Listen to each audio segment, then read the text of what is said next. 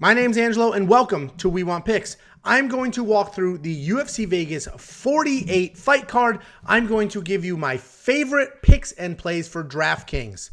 We're going to walk through who's worth the money, who's not worth the money, who may kill your lineup, and who could help you win some serious money. And speaking of winning some money, if you want $50 free, $50 from me to you for nothing, all you have to do is go to wewantpicks.com/DraftKings, join our free league, play in our free contests, and if you win, I send you $50. It's that simple. $50 as a congratulations for winning the free contest. The only catch is that you have to be a member of this channel. So click the join button under this video, become a member, and then qualify yourself for $50. I just paid somebody out because last week's winner was a member. And let's jump right in. I did a breakdown earlier in the week, but we didn't have two fights. Now we have every single fight on this card. So let's go ahead. I'm going to go in fight order. We've got Jay Perrin taking on Mario Batista. Jay Perrin making his UFC debut, so he's not going to have any stats. So let's just sit here on Mario Batista. And it's an interesting matchup. It's a very interesting matchup because Jay Perrin is stepping up and taking this on very short notice. We're talking a week, less than a week notice for him. Mario Batista is a high volume, give one to get one style striker. He sets a pretty good pace and he's always plodding forward. He's pretty light on his feet and he's constantly moving, but he is hittable even though he's constantly moving. Jay Perrin, I mentioned he's making his UFC debut. He is an interesting fighter because he'll come out here, he'll throw some strikes, and then he'll just hold you against the cage. He'll look for takedowns, usually doesn't get them, so then he comes up to your upper body and literally just holds you against the cage. We've seen him do it in regional title fights for 25 minutes. We've seen him do it for 15 minutes. And I actually like Jay Perrin to win this fight. I like Jay Perrin to just shoot a bunch of takedowns, not necessarily get them, and just hold Mario against the cage, keep him there, and really just start to wear him down, rack up points, rack up control time. And he's always moving forward. So Mario Batista at $9,200 is absolutely a no-go for me. And Jay Perrin at $7,000, again, there's not going to be any data here, but Jay Perrin at $7,000, considering I do see a lot of control time and stuff like that against the cage, I actually think he may be a solid play depending on what your lineup looks like. Then we've got Christian Rodriguez, again, a official UFC debut coming off a Contender Series. He's fighting Jonathan JSP Pierce. Jonathan Pierce is a guarantee. I absolutely see him as a lock to win this fight. $9,300. I will spend that money. He's a solid wrestler. He sets a crazy pace, both striking and grappling, constantly moving forward. In his fight against Omar Morales, he took him down 6 times, which you see here. Kai Kamaka, he took down 5 times, and he scores really well because he is a finisher. And even if he can't finish, just the sheer amount of control time and takedowns will score for him. He's fighting Christian Rodriguez. Christian Rodriguez, he's a slick striker. He's got solid movement, good speed, pretty good takedown defense, but it's just not going to be enough for Jonathan Pierce. So I don't see Christian Rodriguez really being live at all. So I get it. I will spend the money on Jonathan Pierce, and he'll definitely be in my lineup. Then we've got Jesse Strader. Jesse Strader is fighting Chad Anheliger. Jesse's 3-2 in his last 5. He's coming off a TKO loss, and you see that here to Montel Jackson. And he did take that on short notice, and it was his UFC debut, so you can do what you want with that. But Jesse Strader is a nasty boxer. He's a good boxer. He comes in, he lights up the body, comes to the head, and it's really cool to watch that. He does it often, and he does it well. He's fighting Chad Anheliger, who's also making his official UFC debut, but he hasn't lost since 2014. Chad is also a really solid prospect. He's a striker, but he's got solid BJJ if it hits the ground. He sets a nice pace. He hits really hard, and his takedown defense is just okay. But if they hit the ground, his jiu-jitsu shows up, and he's got really nice sweeps. I like Chad to win this fight, but the reality is they're both, they're both relatively young in their careers. They're both strikers, and Jesse's a phenomenal striker. Like, his boxing is so clean. So I'm not spending the $9,100 on Chad. I do think he wins, but that's a lot of money to spend on two guys that haven't really proven themselves at this level just yet. Then we've got a nice banger in the women's division. We've got Diana Belbita versus Gloria DePaula. Diana Belbita, she's a high-pressure volume striker. She comes forward. She's got decent Brazilian jiu-jitsu, solid ground and pound if she gets on top. She is well-rounded, but again, she's mostly a striker, and she doesn't really slow down. She's pretty effective in the clinch. She's effective off her back as well. The problem is she does have some low fight IQ moments, and this Jojua fight is a perfect example. She was winning this fight. She was winning this fight. It was early, but there was no reason to take this fight to the ground at all, and she did. And then she was submitted. She just gets excited, a little overzealous, but she does have takedowns. She does have grappling. She does have striking. She may not always be the best at any one of those things, but she ties them together well. Gloria DePaula is also a striker. She's a good striker. She's got solid accuracy, great clinch. Her striking style is more of a stick and move than it is just a come pressure forward. And if she gets you in the clinch, she will go wild from there. Her lack of experience is why she lost this Jin Yun Frey fight. Like, it was just very clear she was never in that fight. This is Cheyenne Bays, or now Vlismas. She cracked her. Just cracked her. It was a perfect kick. Jacob says it was an illegal kick, but either way, she got caught there. But don't let those two losses fool you, because Gloria DePaula is good. She's a real prospect. I think Diana Belbita is good and a real prospect, and I'm hoping whoever loses does not go home. I like Diana Belbita to win here. She'll probably be in my lineup, but listen, it's 8,200, 8,000. This is split down the middle. Pick your side, because I do think this will be a relatively decent scoring fight, right? You probably get 60, 70, maybe 80 out of the winner just from sheer volume. I don't think there's a stoppage there. Then we've got Mark Striegel. He's taking on Chaz Skelly. This is another fight that I'm pretty solid on. Mark Striegel, we haven't seen it in the UFC, but he is a solid wrestler. He's got good forward pressure. He can chain wrestle from there. On his feet, he has the technique, but he really never looks comfortable striking. He always looks a little out of sorts, never really settles into a rhythm, but he will blitz forward and then look for those takedowns. If you take a look at Chaz Skelly, and that is who I absolutely think wins this fight, so I'm all over Chaz Skelly here. I will spend the $8,700. He is coming off a 2-year layoff, but in those 2 years, he had a couple of fights fall through, one of which he was even in the UFC cage, and his opponent just didn't walk out. So I say that meaning he was in shape. He's been training. He's been cutting weight. He's been doing all the things. So it's not a true 2-year layoff, although it has been a while.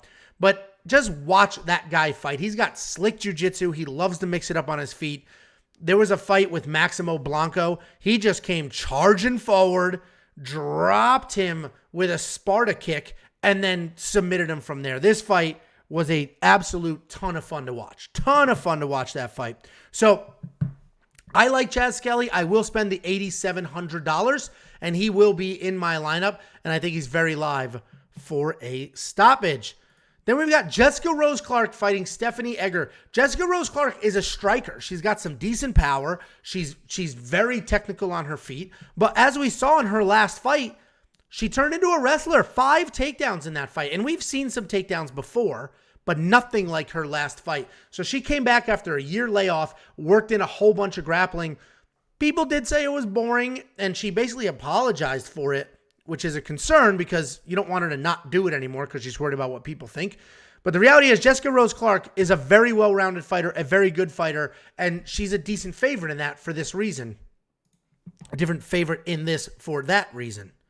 See, I'll get through it, guys. Stephanie Egger. She's 4-1 in her last 5. Her only loss was to Tracy Cortez, and Tracy Cortez just took her down over and over and over again. And that's how she lost that fight. She was taken down and held down. She's a good striker with solid power. She does have her own takedowns, but they're a little sloppy.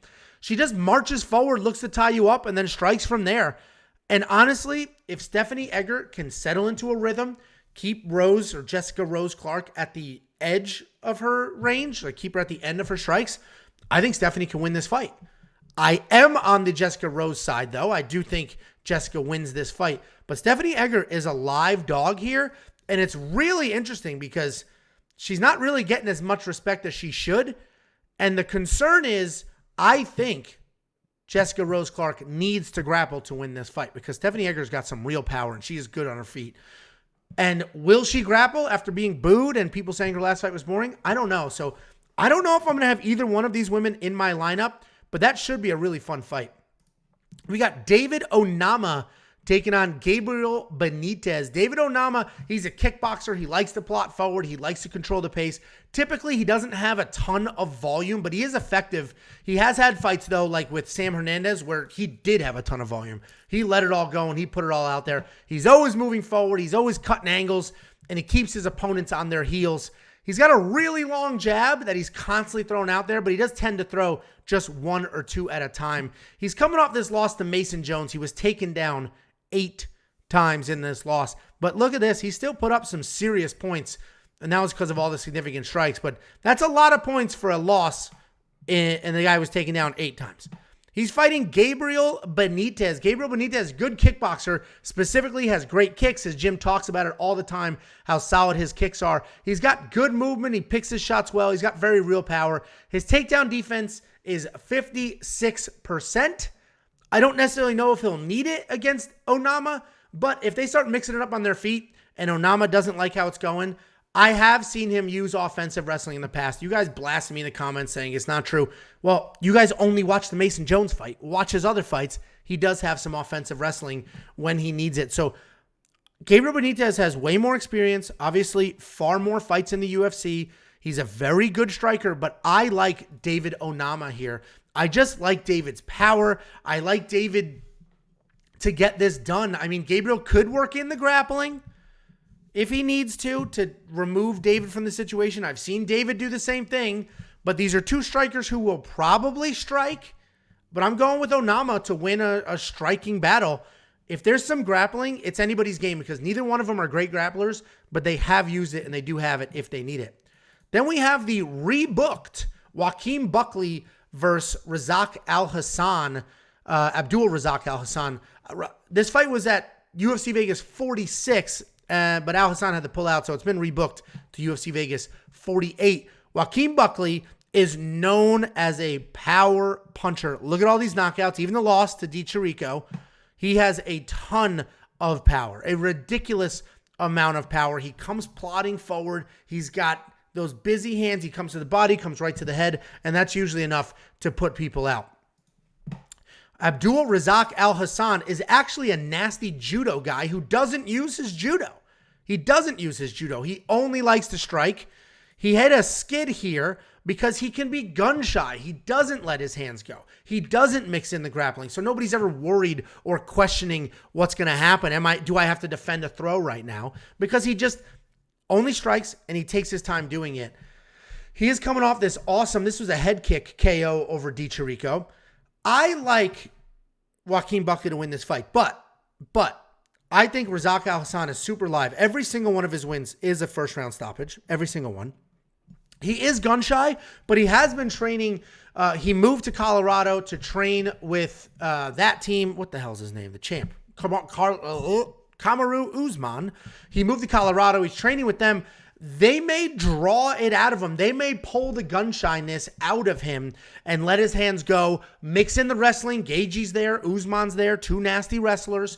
He may work in his judo and really bring that out of Razak Al-Hassan because as far as I'm concerned, he has not lived up to his potential yet, and he might. So this is a fight. I honestly think I'm going to switch my pick, go to Razak here. Whatever side you're on, that person should be in your lineup. There will be a knockout in this fight, most likely. Neither one of these guys can really go the distance. Razak can, but only in a loss.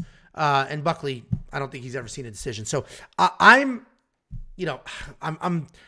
liked Buckley, and every day that goes by, I'm leaning towards Razak. So I'm probably going to switch my pick there and may throw a bet on him as an underdog. Then we got Jim Miller fighting Nicholas Mata. Nicholas Mata is coming off the Contender Series, so he doesn't have any data here. But Jim Miller, you know who Jim Miller is. He's got good technical striking. He has been in the UFC forever. If I scroll through this, you'll see like 765 fights, right? Look at this. It's ridiculous. The guy has been around forever. 2008. He's been around forever. He's been fighting the UFC forever. And he usually beats these younger, inexperienced guys and then, lose to some of the hot prospects and some of the best guys in the world. He's aging, right? He's starting to slow down a little bit, starting to feel those strikes a little bit more than he normally does. But he's still very dangerous on the ground. He showed in his last fight against Eric Gonzalez, his hands are dangerous as well. And he is fighting Nicholas Mata, a young prospect. And you could say, well, he just beat a young prospect. He's going to do it again. I don't see that. Nicholas Mata is very different. Nicholas Mata is a very good striker. He's explosive. He's athletic. He moves well. He's got nice speed. He's got solid diversity in his striking, solid takedown defense, which he will need here, and he can be patient when he needs to. So I like Nicholas Mata to win this fight. Jim Miller, you can never count this guy out of a fight. So I'm not going to have either one of these guys in my lineup because $8,500, while he might stop Jim Miller and be well worth that money, there is a world where Jim Miller beats Nicholas Mata and beats him pretty handily. Then we move over to my buddy Parker Porter, and he's fighting Alan Badeau. Parker Porter is my friend in real life, so I may be biased here. Do with that what you will. But he made his UFC debut against Chris Daukaus, the big heavyweight Daukaus. He was stopped in the first round, but keep in mind, he took it on short notice. He was not training. He has a 3-week-old baby at the time. He got the call and he took the fight. You have to do that. You're not going to turn down that opportunity. But if you look a little closer, he did have a couple moments of success, specifically a beautiful heavy leg kick that left a welt on Daukaus, long after that fight was over. Then he came back and he won 2 nice decisions in a row. He literally set a significant strike record and then broke his own record in the next fight. He's a very busy striker. He's always coming forward. He's got a decent chin, good power, underrated wrestling. We have seen him work some takedowns in the UFC, but he's got good wrestling and good jiu-jitsu. I think Parker Porter wins. I think Parker Porter absolutely makes a statement here.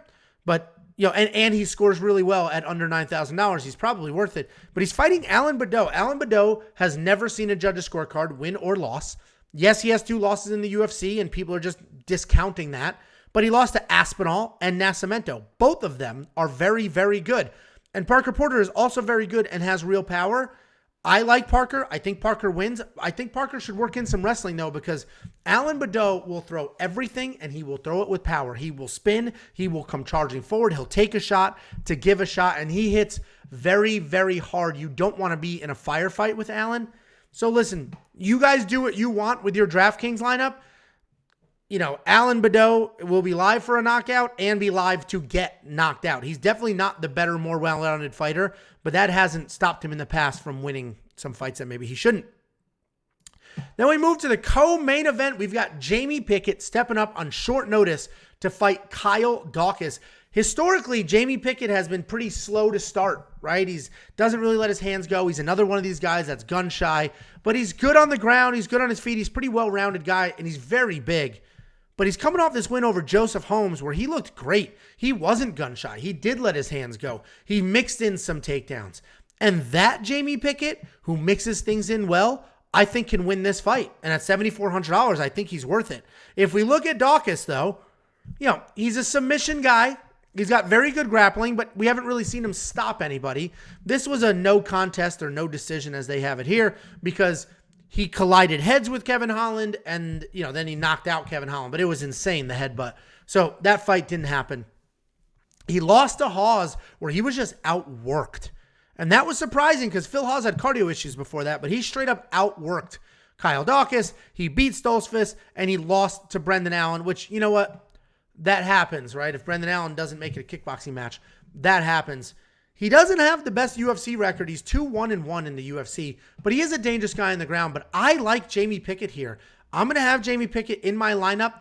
I think Daukaus, I'm not trying to trash the guy, but I don't think his striking is very good. I don't think his takedowns are good enough, right? He only has, 23%, 27% takedown accuracy. And his jiu-jitsu is good, but Jamie Pickett's pretty good on the ground. So I think he can survive. I like Jamie Pickett to win this fight, and he'll be in my DraftKings lineup. And that brings us to the new main event. We've got Johnny Walker in the big-time underdog role. Johnny Walker is a striker. And he's got power. He's athletic. He's freaking 6'6". He's massive for this division. And at one point in time, with all of these W's, he was a hot prospect. And then Corey Anderson came out, dropped him out of nowhere, just bang, knocked him out. And then since then, he's been bouncing around between gyms, not really settled in, and struggling a bit. People say he has no chin. Come on, that's a little absurd. Yes, Ryan Spann had him a little wobbled and Corey knocked him out, but he's got a chin. He's been in some firefights.